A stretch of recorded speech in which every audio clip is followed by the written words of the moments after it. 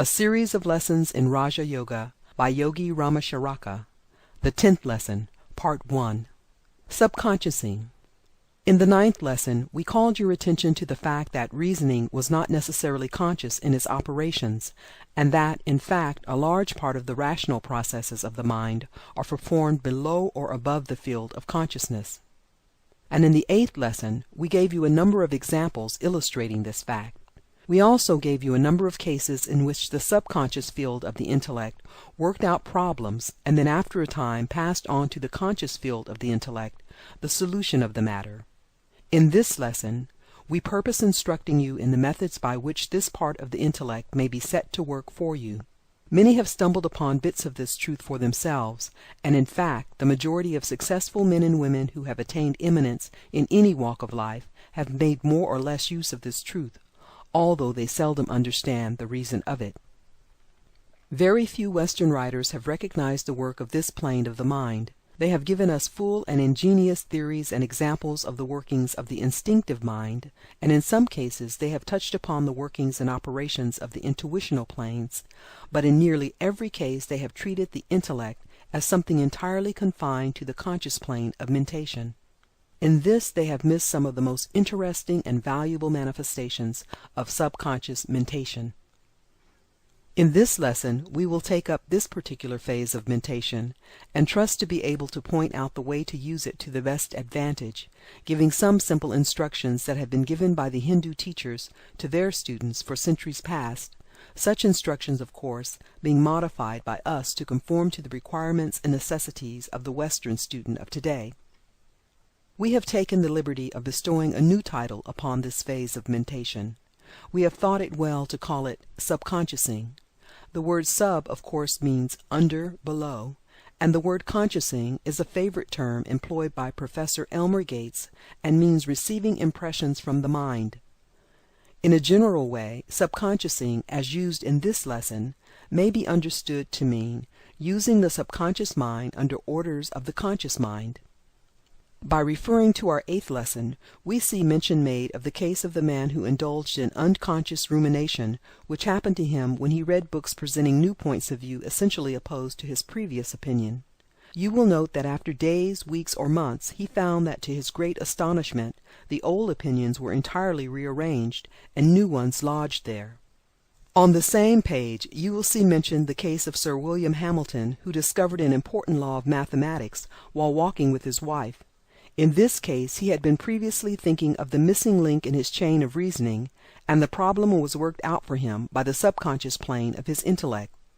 On the same page, and the one following, is found the case of Dr. Thompson, who gives an interesting account of the workings of this part of his mind, which caused him at times to experience a feeling of the uselessness of all voluntary effort, coupled with the feeling that the matter was working itself clear in his mind. He tells us that at times he seemed to be merely a passive instrument in the hands of some person other than himself, who compelled him to wait until the work was performed for him by some hidden region of the mind. When the subconscious part of the mind had completed its work, it would flash the message to his conscious mind, and he would begin to write. On page 178, mention is also made of the great French chemist Berthelot, who relates that some of his best conceptions have flashed upon him as from the clear sky. In fact, the 8th lesson is largely made up of examples of this kind, and we ask the student to reread the same, in order to refresh his mind with the truth of the workings of the subconscious mentality. But you will notice in nearly all of the cases mentioned that those who related instances of the help of the subconscious mind had merely stumbled upon the fact that there was a part of the mind below consciousness that could and would work out problems for one if it could somehow be set in operation. And these people trusted to luck to start that part of the mind in operation. Or rather, they would saturate their conscious mind with a mass of material, like stuffing the stomach with food, and then bid the subconscious mind assort, separate, arrange, and digest the mental food, just as does the stomach and digestive apparatus digest the natural food, outside of the realm of consciousness or volition. In none of the cases mentioned was the subconscious mind directed specifically to perform its wonderful work. It was simply hoped that it might digest the mental material with which it had been stuffed in pure self-defense. But there is a much better way, and we intend to tell you about it. The Hindu Yogis, or rather those who instruct their pupils in Raja Yoga, give their students directions whereby they may direct their subconscious minds to perform mental tasks for them, just as one may direct another to perform a task. They teach them the methods whereby, after having accumulated the necessary materials, they may bid the subconscious mentality to sort it out, rearrange, analyze, and build up from it some bit of desired knowledge. More than this, they instruct their pupils to direct and order the subconscious mentality to search out and report to them certain information to be found only within the mind itself, some question of philosophy or metaphysics, and when such art has been acquired, the student or yogi rests assured that the desired result will be forthcoming in due time, and consequently dismisses the matter from his conscious mind, and busies himself with other matters, knowing that day and night, incessantly, the subconsciousing process is going on, and that the subconscious mind is actively at work collecting the information, or working out the problem. You will see at once the great superiority of this method over the old hit-or-miss, hope-it-will-work plan pursued by those who have stumbled upon bits of the truth. The yogi teacher begins by impressing upon his students the fact that the mind is capable of extending outward toward an object, material or mental, and by examining it by methods inherent in itself, extracting knowledge regarding the object named. This is not a startling truth because it is so common, everyone employing it more or less every day. But the process by which the knowledge is extracted is most wonderful, and really is performed below the plane of consciousness, the work of the conscious mind being chiefly concerned in holding the attention upon the object. We have spoken of the importance of attention in previous lessons, which it will be well for you to reread at this time. When the student is fully impressed with the details of the process of attention, and the subsequent unfoldment of knowledge, the yogi proceeds to inform him that there are other means of obtaining knowledge about an object, by the employment of which the attention may be firmly directed toward the object, and then afterwards held there, unconsciously that is, a portion of the attention, or a subconscious phase of mentation, which will hold the subconscious mind firmly upon the work until accomplished, leaving the conscious attention and mentality free to employ itself with other things. The yogis teach the students that this new form of attention is far more intense and powerful than is the conscious attention, for it cannot be disturbed or shaken or distracted from its object, and that it will work away at its task for days, months, years, or a lifetime if necessary, according to the difficulty of the task, and in fact carries its work over from one life to another, unless recalled by the will. They teach the student that in everyone's life there is going on a greater or less degree of this subconscious work, carried on in obedience to a strong desire for knowledge manifested in some former life, and bearing fruit only in the present existence. Many important discoveries have been made in obedience to this law, but it is not of this phase of the matter that we wish to speak in this lesson. The yogi theory is that the subconscious intellectual faculty may be set to work under the directions of orders given by the will. All of you know how the subconscious mentality will take up an order of the will, or a strong wish, that the person be awakened at a certain hour in order to catch a train, or in the same way how the remembrance of a certain engagement at, say, 4 o'clock will flash into the mind when the hands of the clock approach the started hour. Nearly everyone can recall instances of this sort in his own experiences. But the yogis go much further than this. They claim that any and all faculties of the mind may be set going or working on any problem if ordered thereto by the will. In fact, the yogis and their advanced students have mastered this art to such a surprising extent that they find it unnecessary to do the drudgery of thinking in the conscious field, and prefer to relegate such mental work to the subconscious, reserving their conscious work for the consideration of digested information and thought presented to them by the subconscious mind. Their directions to their students cover a great deal of ground, and extend over a long period of time, and many of the directions are quite complicated and full of detail, but we think that we can give our students an abbreviated and condensed idea in a few pages of the lesson. and the remaining lessons of the course will also throw additional light on the subject of subconscious mental action in connection with other subjects. The yogi takes the student when the latter is much bothered by a consideration of some knotty and perplexing philosophical subject. He bids the student relax every muscle, take the tension from every nerve, throw aside all mental strain, and then wait a few moments. Then the student is instructed to grasp the subject which he has had before his mind firmly and fixedly before his mental vision, by means of concentration. Then he is instructed to pass it on to the subconscious mentality by an effort of the will, which effort is aided by forming a mental picture of the subject as a material substance or bundle of thought, which is being bodily lifted up and dropped down a mental hatchway or trap door, in which it sinks from sight. The student is then instructed to say to the subconscious mentality, "I wish this subject thoroughly analyzed, arranged, classified, and whatever else is desired, and then the results handed back to me. Attend to this."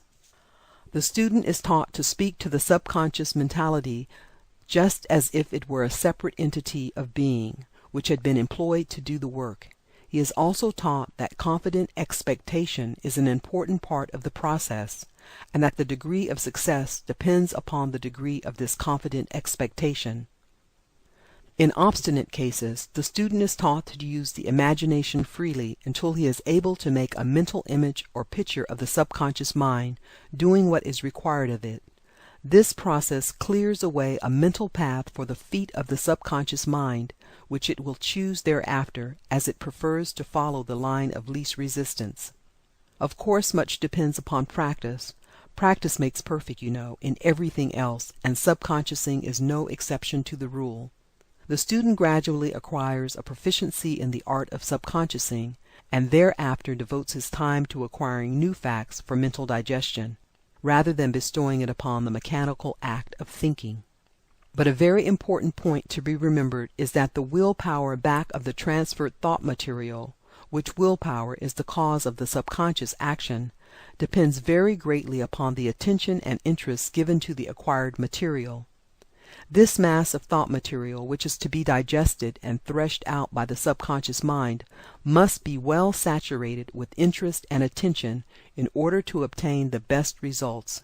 In fact, interest and attention are such important aids to the will that any consideration of the development and acquirement of willpower is practically a development and acquirement of attention and interest. The student is referred to previous lessons in this course in which the importance of interest and attention is explained and described. In acquiring the mass of thought material which is to be passed on to the subconscious digestion, one must concentrate a great degree of interest and attention upon each item of thought material gathered up. The gathering of this thought material is a matter of the greatest importance, and must not be lightly passed by. One cannot hastily gather together all sorts of thought material, and then expect the subconscious mind to do its work properly. It will not, in fact, and the student proceeding upon any such erroneous supposition is doomed to disappointment. The proper way to proceed is to take up each bit of thought material in turn, and examine it with the greatest possible interest, and consequently the greatest attention, and then, after having fairly saturated it with this interested attention, place it with the pile of material which after a while is to be passed on to the subconscious mentality. Then take up the next bit of material, and after giving it similar treatment, pass it along to the pile also. Then after a while, when you have gathered up the main facts of the case, proceed to consider the mass as a whole with interest and attention, giving it, as it were, a general treatment.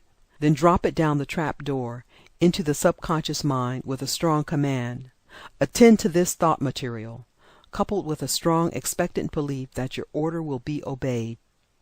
The idea underlying this treatment of the thought material with interest and attention is that by so doing a strong mental image is created, which may be easily handled by the subconscious mind. Remember that you are passing on thoughts for the subconsciousness to act upon, and that the more tangible and real these thoughts are, the better can they be handled. Therefore, any plan that will build these thoughts up into real things is the plan to pursue, and attention and interest produce just this result. If we may be pardoned for using a homely and commonplace illustration, we would say that the idea may be grasped by the illustration of boiling an egg, whereby the fluid white and yolk become solid and real. Also the use of a shaving brush by a man, by which the thin lather is gradually worked up into a rich, thick, creamy mass, is an illustration. Again, the churning of butter is a favorite illustration of the Hindus, who thus call the attention of their students to the fact that thought material, if worked upon with attention and interest, becomes thought forms that may be handled by the mind just as the hands handle a material object. We ask you to think of these illustrations, for when you once grasp the idea that we wish to convey to you, you will have the secret of great thinking powers within your grasp. And this power of subconsciousing is not confined alone to the consideration of philosophical questions.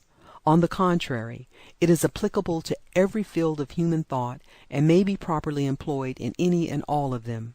It is useful in solving the problems of everyday life and work, as well as to the higher flights of the human mind.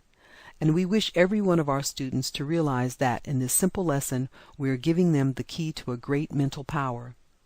To realize just what we are offering to you, we would remind you of the old fairy tales of all races, in which there is to be found one or more tales telling of some poor cobbler or tailor or carpenter, as the case may be, who had by his good deeds gained favor with the brownies or good fairies, who would come each night when the man and his family were asleep, and proceed to complete the work that the artisan had laid out for the morrow.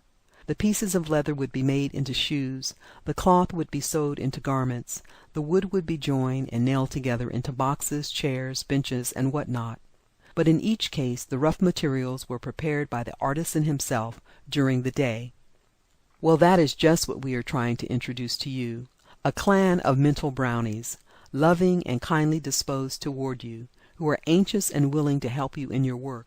All you have to do is give them the proper materials and tell them what you want done, and they will do the rest. But these mental brownies are a part of your own mentality, remember, and no alien and foreign entities, as some have imagined. A number of people who have accidentally discovered this power of the subconscious mind to work out problems, and to render other valuable service to its owner, have been led to suppose that the aid really came from some other entity or intelligence. Some have thought that the messages came from friends in the spirit land, and others have believed that some high intelligence, God or his angels, was working in their behalf. Without discussing spirit communication or divine messages, in both of which we believe, with certain provisional reservations, we feel justified in saying that the majority of cases of this kind may be referred to the subconscious working of one's own mentality. End of the 10th lesson, Part 1. The 10th lesson, Part 2. Each of us has a friend in our own mind, a score of them in fact, who delight in performing services for us, if we will but allow them to do so. Not only have we a higher self to whom we may turn for comfort and aid in times of deep distress and necessity, but we have these invisible mental workers on the subconscious plane, who are very willing and glad to perform much of our mental work for us, if we will but give them the material in proper shape. It is very difficult to impart specific directions for obtaining these results, as each case must depend to a great extent upon the peculiar circumstances surrounding it. But we may say that the main thing needed is to lick into shape the material, and then pass it on to the subconscious mind in the manner spoken of a few moments ago. Let us run over a few cases wherein this principle may be applied. Let us suppose that you are confronted with a problem consisting of an uncertainty as to which of two or more courses to adopt in some affair of life. Each course seems to have some advantages and disadvantages, and you seem unable to pass upon the matter clearly and intelligently. The more you try, the more perplexed and worried do you become. Your mind seems to tire of the matter, and manifest a state which may be called mental nausea. This state will be apparent to anyone who has had much thinking to do. The average person, however, persists in going over the matter, notwithstanding the tired condition of the mind, and its evident distaste for a further consideration of the subject. They will keep on forcing it back to the mind for consideration, and even at night time will keep thrashing away at the subject. Now this course is absurd. The mind recognizes that the work should be done by another part of itself, its digestive region in fact, and naturally rebels at the finishing up machinery being employed in work unsuited for it. According to the subconsciousing plan, the best thing for the man to do would be for him first to calm and quiet his mind. Then he should arrange the main features of the problem, together with the minor details, in their proper places. Then he should pass them slowly before him in review, giving a strong interest and attention to each fact and detail as it passes before him, but without the slightest attempt to form a decision or come to a conclusion. Then, having given the matter an interested and attentive review, let him will that it pass on to his subconscious mind, forming the mental image of dropping it through the trap door, and at the same time giving the command of the will, "Attend to this for me." Then dismiss the matter from your conscious mind by an effort of command of the will. If you find it difficult to do this, you may soon acquire the mastery by a frequent assertion, "I have dismissed this matter from my conscious mind, and my subconscious mind will attend to it for me." Then endeavor to create a mental feeling of perfect trust and confidence in the matter, and avoid all worry or anxiety about it. This may be somewhat difficult at the first trial, but will become a natural feeling after you have gained the confidence arising from successful results in several cases. The matter is one of practice, and like anything else that is new, must be acquired by perseverance and patience. It is well worth the time and trouble, and once acquired will be regarded as something in the nature of a treasure discovered in an unexpected place. The sense of tranquility and content, of calm and confidence, that comes to one who has practiced this plan will of itself be worth all the trouble, not to speak of the main result. To one who has acquired this method, the old worries, fretting, and general stewed-up feeling will seem like a relic of barbarism. The new way opens up a world of new feelings and content. In some cases, the matter will be worked out by the subconscious mind in a very short time, and in fact we have known cases in which the answer would be flashed back almost instantly, almost like an inspiration. But in the majority of cases, more or less time is required. The subconscious mind works very rapidly, but it takes time to arrange the thought material properly and to shape it into the desired forms. In the majority of cases, it is well to let the matter rest until the next day, a fact that gives us a clue to the old advice to sleep over an important proposition before passing a final decision. If the matter does not present itself the following day, bring it up again before the conscious mind for review. You will find that it has shaped itself up considerably and is assuming definite form and clearness. But right here, and this is important, do not make the mistake of again dissecting it and meddling with it and trying to arrange it with your conscious mind, but instead give it attention and interest in its new form, and then pass it back again to the subconscious mind for further work. You will find an improvement each time you examine it. But right here another word of caution. Do not make the mistake of yielding to the impatience of the beginner, and keep on repeatedly bringing up the matter to see what is being done. Give it time to have the work done on it. Do not be like the boy who planted seeds and who each day would pull them up to see whether they had sprouted, and how much. Sooner or later the subconscious mind will, of its own choice, lift up the matter and present it to you in its finished shape for the consideration of the conscious mind. The subconscious mind does not insist that you shall adopt its views or accept its work, but merely hands out to you the results of its sorting, classifying, and arranging.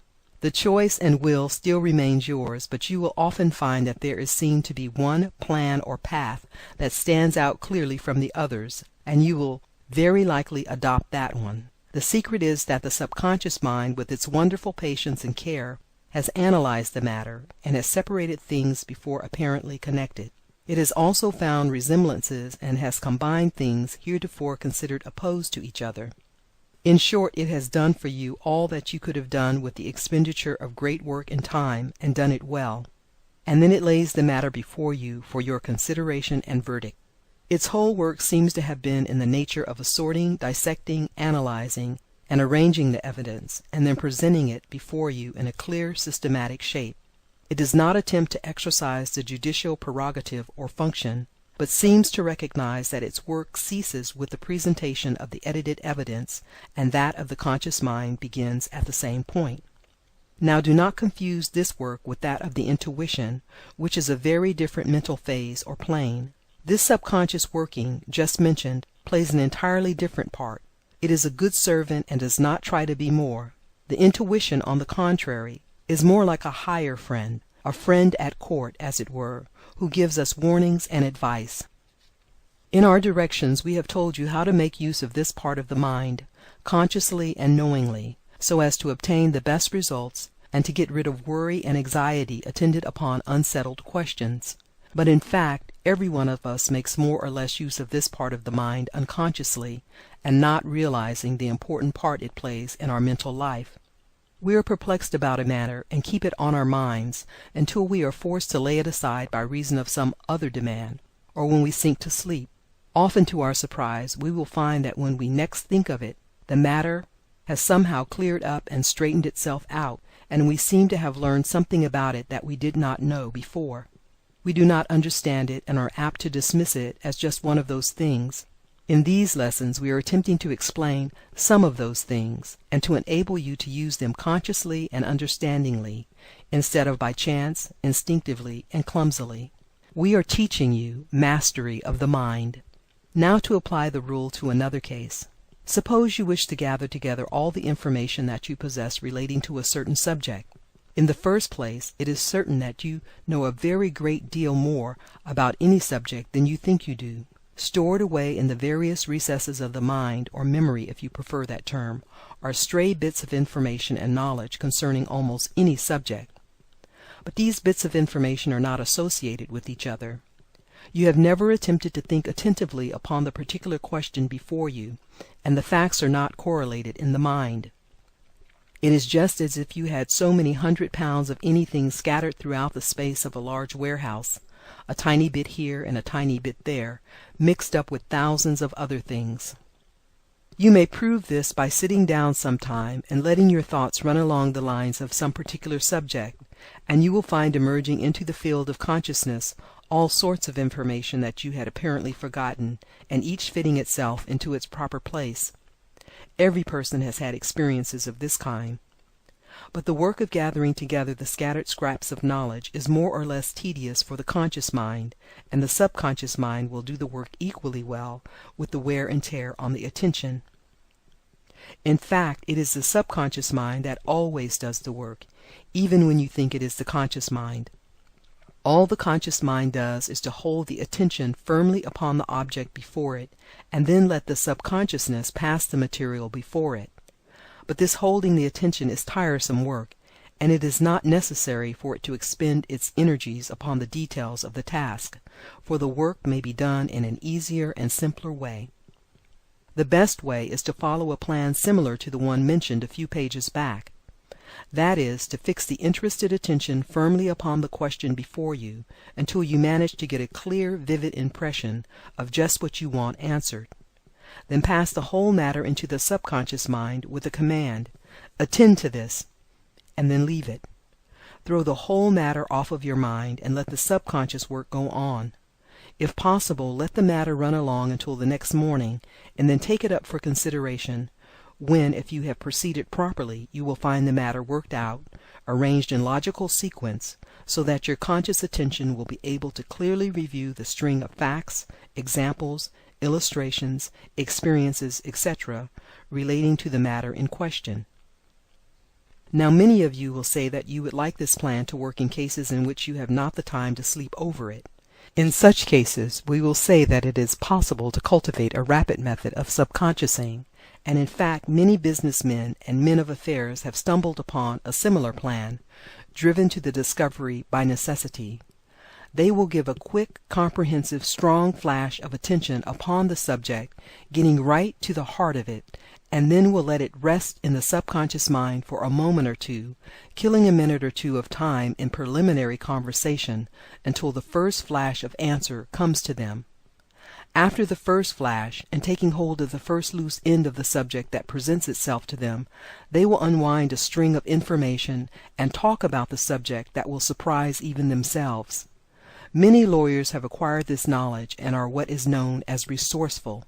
Such men are often confronted with questions of conditions utterly unsuspected by them a moment before. Practice has taught them the folly of fear and the loss of confidence at such moments, and has also impressed upon them the truth that something within them will come to the rescue. So presenting a confident air, they will manage to say a few platitudes or commonplaces while the subconscious mind is most rapidly gathering its materials for the answer. In a moment, an idea passes before his conscious and eager attention, sometimes so rapidly that it is almost impossible to utter them, and lo, the danger is over, and a brilliant success is often snatched from the jaws of an apparent failure and defeat. In such cases, the mental demand upon the subconscious mind is not voiced in words, but is a result of a strong mental need. However, if one gives a quick verbal command, "Attend to this," the result will be heightened. We have known of cases of men prominent in the world's affairs who made a practice of smoking a cigar during important business interviews, not because they particularly cared for tobacco, but because they had learned to appreciate the value of a moment's time for the mind to gather itself together, as one man expressed it. A question would be asked or a proposition advanced suddenly, demanding an immediate answer. Under the watchful eyes of the other party, the question party tried not to show, by his expression, any indication of searching for an answer, for obvious reasons. So, instead, he would take a long puff at the cigar, then a slow, attentive look at the ashes on its tip, and then another moment consumed in flicking the ash into the receptacle, and then came the answer, slowly. "Well, as to that," or some other words of that kind, prefacing the real answer, which he had been rapidly framed by the subconscious mind in time to be uttered in its proper place.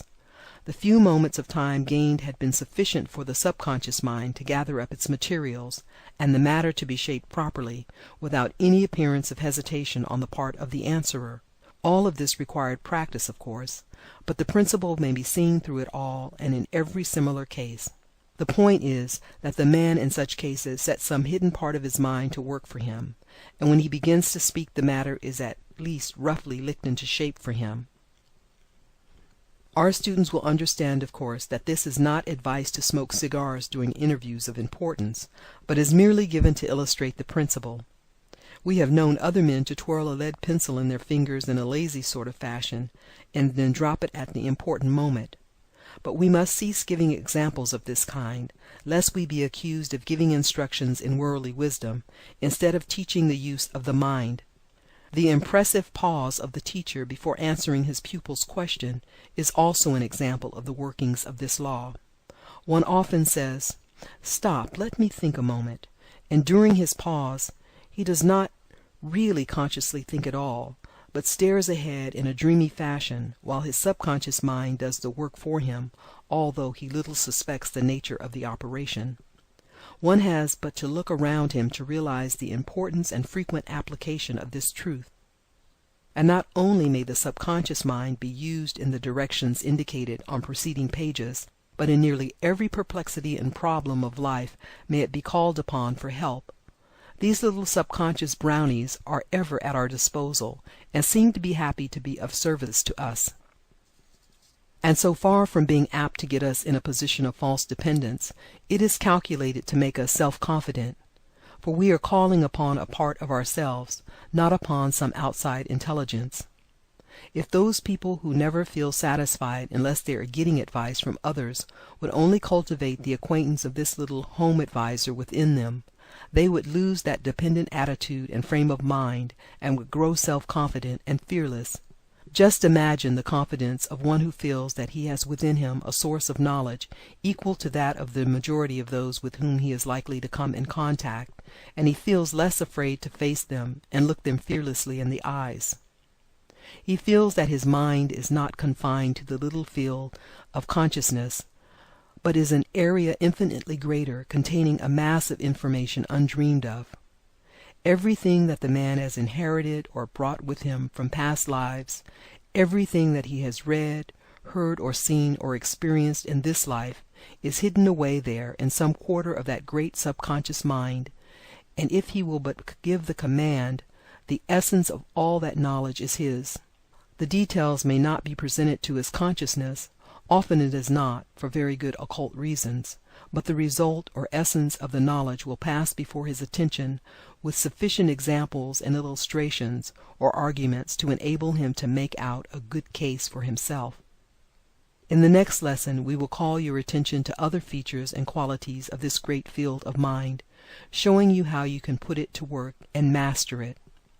Remember, always the I is the master, and its mastery must always be remembered and asserted over all phases and planes of the mind. Do not be a slave to the subconscious, but be its master. Mantram or affirmation. I have within me a great area of mind that is under my command and subject to my mastery. This mind is friendly to me and is glad to do my bidding and obey my orders. It will work for me when I ask it and is constant, untiring, and faithful. Knowing this, I am no longer afraid, ignorant, or uninformed. The I is master of it all and is asserting its authority. I am master over body, mind, consciousness, and subconsciousness. I am I, a center of power, strength, and knowledge. I am I, and I am Spirit, a fragment from the Divine Flame. End of the 10th lesson,